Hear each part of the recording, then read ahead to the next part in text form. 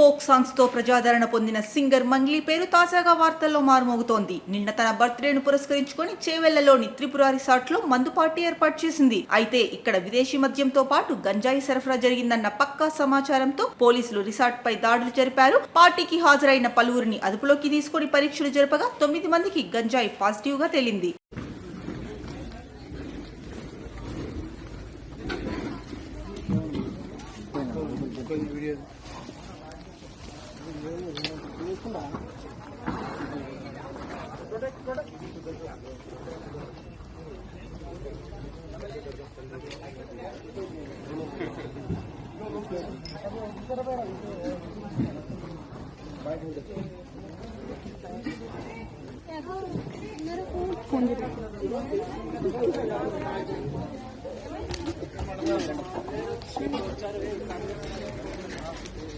Hello madam,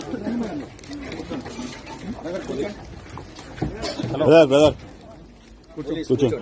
hello madam, madam మీరు కూడా కూర్చోండి. ప్లీజ్ కూర్చోండి, చెప్పేది వినండి.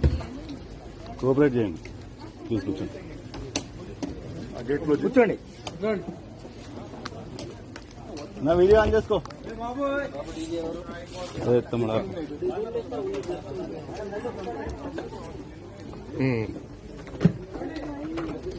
ఓకే ఓకే ఓకే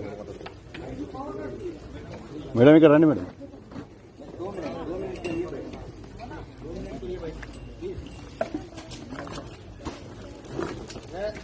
ఈ బర్త్డే పార్టీకి బిగ్ బాస్ బ్యూటీ నటి దివి వైద్య హాజరైంది.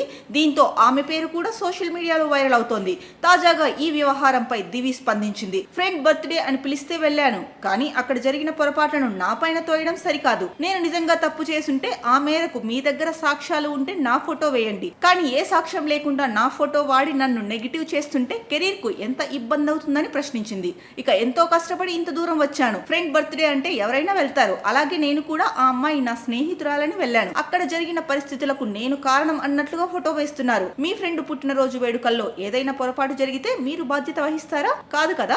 దయచేసి నా ఫోటోలు వాడకండి, నాకు ఇబ్బంది అవుతుందని ఓ ఆడియో రిలీజ్ చేసింది. అటు ఇన్స్టాగ్రామ్ స్టోరీలోనూ హీరో విలన్ కొట్టుకొని మధ్యలో కమెడియన్ ను చంపేసినట్లుంది, ఏంటండి ఇది అని ఆవేదన వ్యక్తం చేసింది. మంగ్లీ బర్త్డే పార్టీకి వెళ్ళానే తప్ప అక్కడ జరిగిన పరిణామాలకు తనకు ఎటువంటి సంబంధం లేదని దివి స్పష్టం చేసింది.